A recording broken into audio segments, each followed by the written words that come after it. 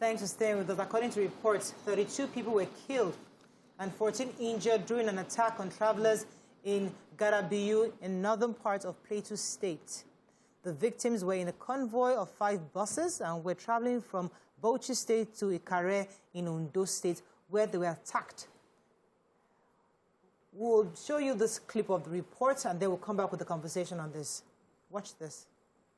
The recent attacks, killings and counter-killings being perpetrated by lawbreakers in Plateau State has become a thing of serious concern and worry. More than 50 people are confirmed to have lost their lives in the state just within 14 days, and all efforts to put an end to these dastardly acts seems not yielding positive results at the moment. The killing of 25 commuters Saturday morning along Rukuba Road community, a suburb of Jos, the state capital, has received wide condemnation across the country. The aftermath of the Saturday killings had resulted in the imposition of 6 p.m. to 6 a.m. curfew, first in 3 council areas of the state, which include Jos North, Jos South, and then Bassa. Despite the 6 p.m. to 6 a.m. curfew imposed Saturday evening by the state government, some angry youths refused to obey the order. Instead, they took to the street Sunday morning, blocking major roads within the city metropolis, again attacking innocent passers-by in reprisal to Saturday's attack. The state government, in order to avert a further escalation of the situation, quickly imposed a 24-hour curfew, restricting this to just not local government area, where the activities of the irate youths pose a serious threat to the people. Leaders of the Christian Association of Nigeria, Plateau State Chapter, and that of the Jamaatul Nasrul Islam in the state condemned the action and called on all Plateau State residents to let go their differences and coexist together for the sake of peace. What has happened actually? Thanks for staying with us. So we have with us 2 guests in the studio. Dr. Makut Simon Makam, who is the Director of Press and Public Affairs to the Governor of Plateau State. Welcome to the show, sir.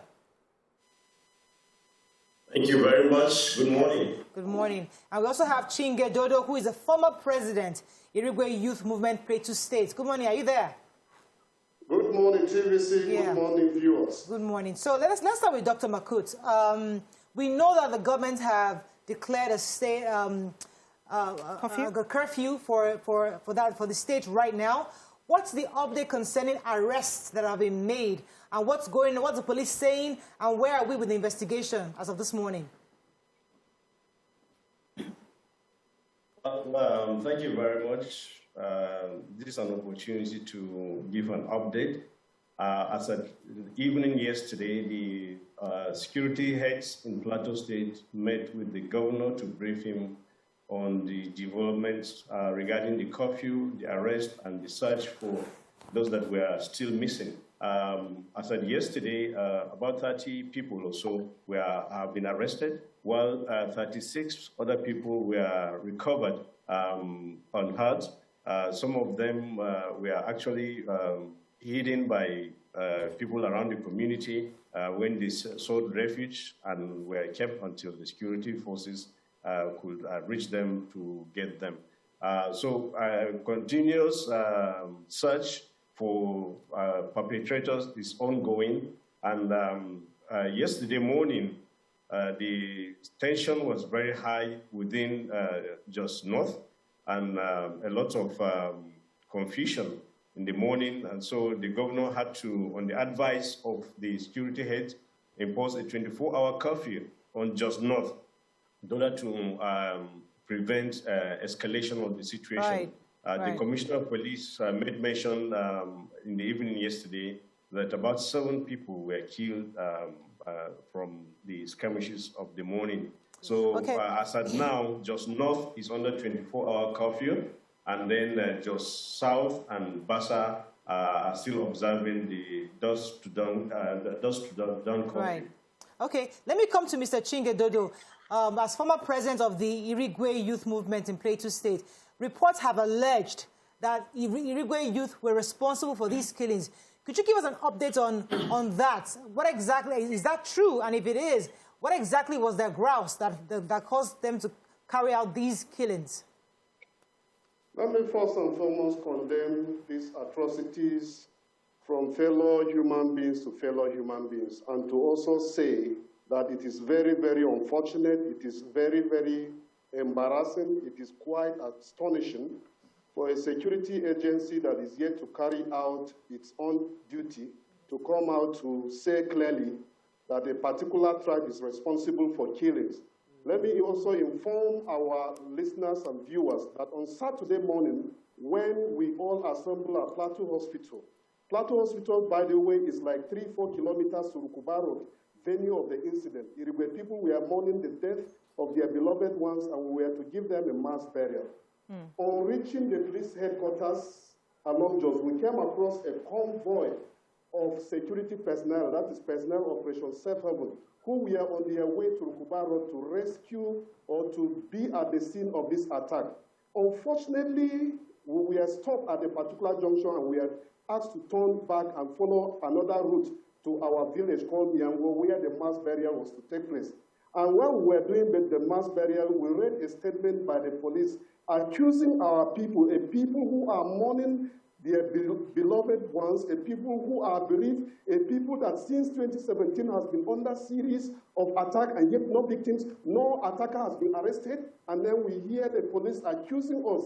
This is most unfortunate to say the least, and people are made to believe that Irigwe people are responsible for this killing. May our viewers and listeners know that this is completely unprofessional by the police. Investigations are on. How were they able to know that this is a particular tribe is responsible for this killing? After all, Rukuba Road community is in Jos North, and Irigwe people are mostly in Basa local government and in Nyango, in Irigwe Chiefdom, in Basa Anko. How were they able to draw a conclusion in a killing that took place in a metropolitan city like Jos, and you single-handedly identify a particular tribe? Will the police come out to say that the killings that happened yesterday on Sunday, will they now claim that this is a particular tribe that is responsible for the killing? All this while that our villages have been under attack, the police has never come out to say this is a particular tribe that has been killing our people. But when killing took place on Saturday, the police came out to say that the people are responsible. Right. This is very, very unprofessional. Okay.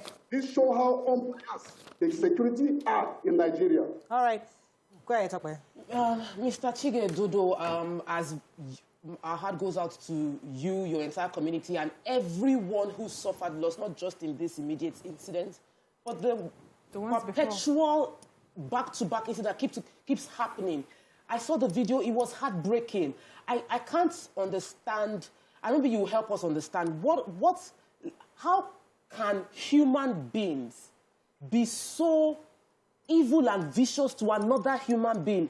What would you say is the foundation of this? And I know that you've already accused the publicity team of the PRO of the police, whoever is making the press release, that any statements might be inciting if you are stating categorically when investigation hasn't proven otherwise. So I believe that that's important. But what else could you think caused this? Like, what do you think is the foundation, and how can we deal with it? Because I just want to understand how people think. I saw a video, and I've not recovered, of someone taking a huge stone and throwing it on another human being.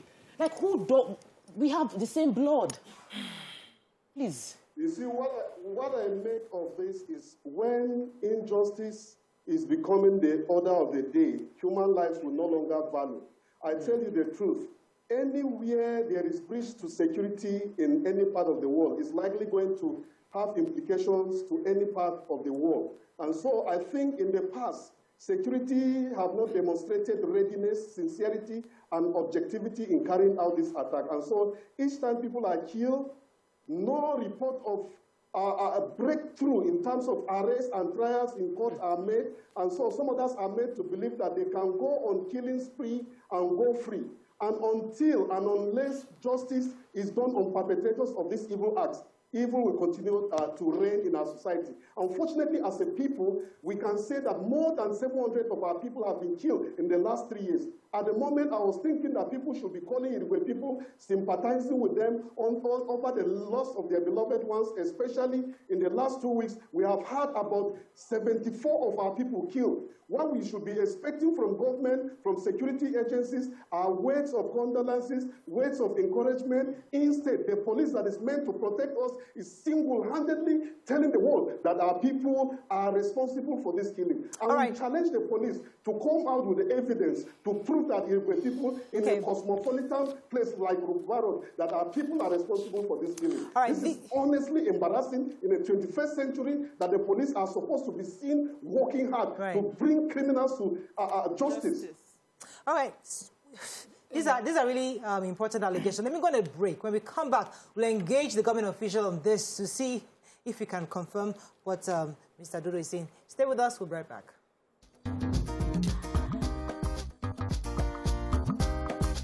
Stay tuned. Your View will be right back. Thanks for staying with us. So we still have Dr. Makut from the government of Plateau State. Let me come to Nbisi. I'm ready, yeah. Yes. So, Dr. Makut, I want to understand, first of all, if investigations actually showed that these people were from Uruguay. That's the people who perpetrated this act. That's one. And also, what is the government doing for the family of the deceased? Is there any plan in place at the moment?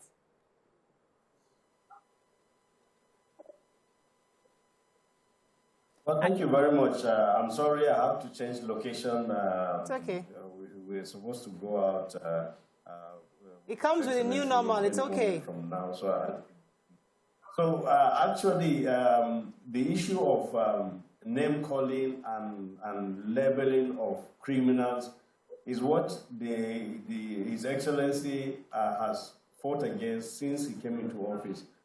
As far as the governor of Plateau State, Simon Lalong, is concerned, the crime is crime. There is no ethnicity. Crime is not particular to an ethnic group, to a religious group, to a political group, or whatever group. Crime should be called crime.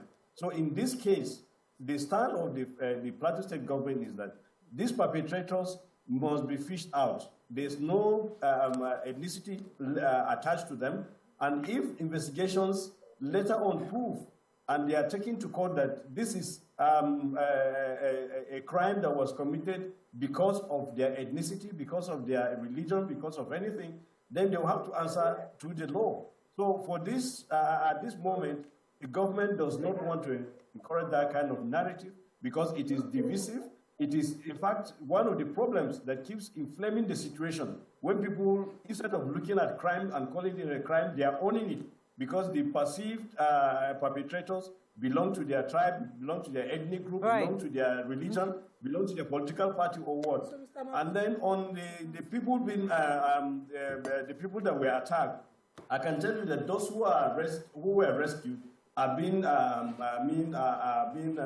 taken care of. And those who are in the hospitals, the secretary to the government, the chief of staff, and top government officials were sent by the governor to go to the hospitals, to Plateau Hospital and elsewhere, to see that they receive the best of treatment, which the Plateau State government is taking care of. Okay, let me get a few more questions in for you. Mr. Makut, I completely agree with you on the, not tribalizing criminals and all of those things. So because of that, we should not mention any tribe. Instead, let's find the persons responsible for this. But what are you doing immediately to douse the anger of the tribe supposedly attacked? So these people were returning from an Islamic event, and also they were supposedly Fulanis returning to Ondo. What are you doing immediately to talk to your people or the Fulanis present in Jos so that they don't see this as an attack on their tribe, but a criminal, an attack, a criminal attack? Well, thank you very much. And let me just try to be modest and say that the kind of relationship the governor has cultivated with the people of Plateau State in the past 6 years is paying off to the point that if not for the situation that the governor has shown that he's a man that embraces everybody, that he has no difference between Fulani, Birom, Ron, any tribe in Plateau, perhaps the situation would have been worse. Because you see, this particular incident is brought with it religious connotation. And these are people who are transiting from one state to the other. And so the stakes were enlarged. In fact, he had to call his friend, Governor Akeredolu in Ondo State, to give him the first-hand information. And if you notice, His Excellency Aketi issued a statement where he himself doubts tension. And just yesterday, His Excellency summoned the Plateau Interreligious Council. It's made up of the first-class traditional ruler who represents the Muslim community, and the former president of the Church of Christ in Nations, Professor Panday Yansat, who have already been mandated to go out and start engaging. Already, there are engagements with the Muslim community in Plateau State who have been clearly on the side of government, knowing fully that this is not an attack that can be associated to say it's an attack on Islam, it's an attack on Muslims. No. It's an attack by criminals and miscreants. That's what the Commissioner of Police said yesterday. All right, Dr. Mahmoud, let me stay with you for a second. I would like to go to Mr. Chinge Ododo. But it's important to ask you, however, that security experts have suggested or suspected that there might be reprisal attacks. So I see that you are trying to douse the tension. But whether we like it or not, these kind of situations incite people to violence. So what are you doing with the security operatives across Plateau State to ensure that the communities are protected just in case of a possible reprisal attack?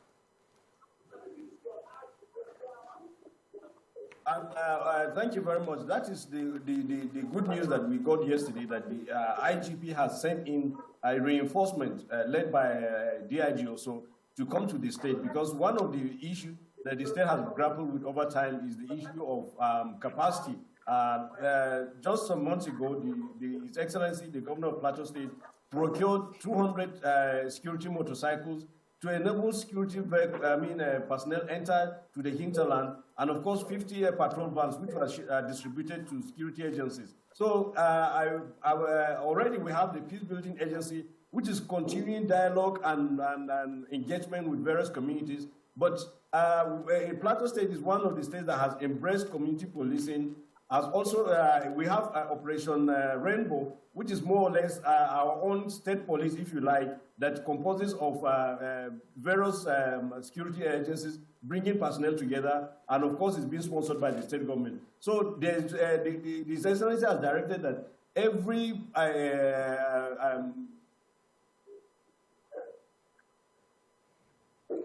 Okay, we lost audio with Dr. Mahmoud. Let's go to Mr. Chinge Dodo. We lost audio, sir. Okay, go ahead. Hello, sir. But destruction of farm crops and so on. So all that has culminated to the need for more personnel, the need for more deployments, and the need for the communities to also begin to look at what they can do to douse tension within them. They can talk, and that's what the Peace Building Agency is being made to facilitate. Okay, go ahead, Tokwe.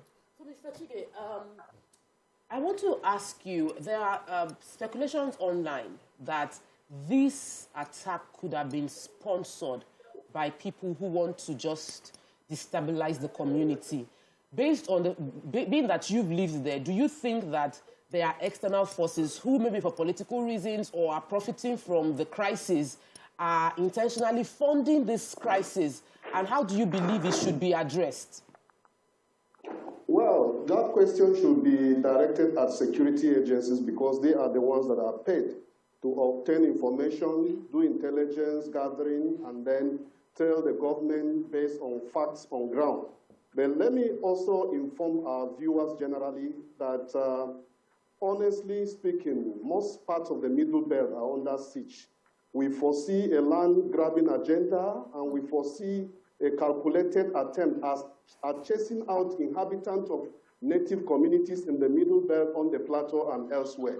What I want to say is most especially to our security agencies, especially the police. You see, you cannot fight crime with a biased mind. You cannot find crime with a hidden motive.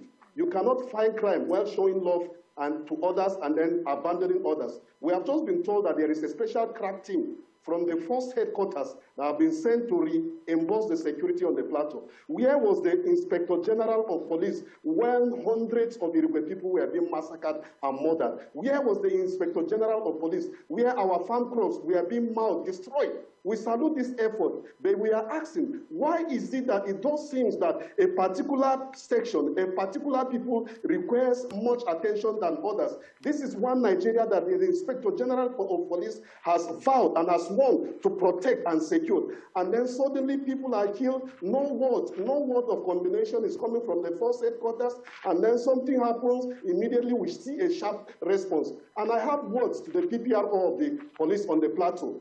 I know he has pinched us against the wall. He is painting us as evildoers. He is painting us as people who are wicked, who are barbaric. But Mr. Commissioner of Police, your spokesman has not painted or pinched us against God Almighty. There is an Almighty God who is the Almighty of all the police. He is mightier than you. If you think you can pitch us against the general world to see us as evil, I tell you, you lie, because the God we serve is not a God of evil. The God we serve is not a God that fears authority. He is a righteous, he is a just, he is a committed God that will always reward and punish. He will reward goodness and he will punish evil. So let it be known that if crime must be fought, it must be fought holistically, not by sectional or ethnic or religious sentiment. Mr. Chingedodo, I know that there's a lot of mistrust with the government, and this is not just about Plateau State, everywhere else in Nigeria. But is there anything you're doing to ensure that the youths do not go back for jungle justice, since there is lack of trust in government investigations? Oh, we just lost them. Told that we just on Zoom. But it would have been great to have him answer that question. But clearly, there are two issues here. The Irigwe's are saying that, listen, this is being put on them. And many of the families have been killed for years, and they've not seen response from the government thus far. However, when this killing happened, suddenly we've seen the response from the governor. But the governor is saying that he has imposed the curfew, the security apparatus is in place to ensure there's no reprisal attacks, and that they're on top of this. We'll continue to monitor this story, because the truth is that two wrongs can never make a right. Because we are trying really to resolve this issue of insecurity from all factors, from the tribal issues, the religious issues, the ethnic issues, and we're trying to ensure that Nigerians don't take laws into their own hands, even regardless of how much of injustice they feel. Yes. So, I mean, we'll continue, investigation will continue, and we'll let our viewers know what the police officers are going to tell us about the investigation, and I hope that the suspects have been arrested and lead them to get to the root cause of this matter. Once again, our hearts go out to the entire community of Irigwe and Plateau State, and just pray. I know the Fulanis, that's what I meant. The Fulanis who lost their lives, they are the ones that actually lost their lives. Our hearts go out to the entire community, except those of them in Ikare, Ondo State, Ikare, Ondo State. Our hearts go out to their families, so that may God give them the fortitude to bear this horrible loss. Have a great day. We'll see you tomorrow. Bye for now.